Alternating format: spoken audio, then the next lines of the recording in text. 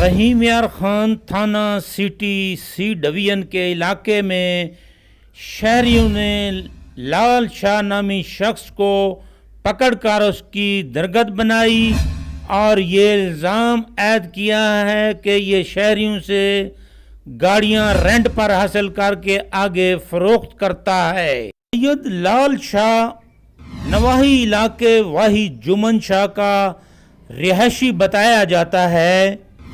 ابھی یہ الزام جو اس پر عائد کیا گیا ہے اس کی تحقیق اور تفتیش ہونا باقی ہے کہ آیا وہ جواری شخص اس دھندے میں ملوث ہے یا نہیں۔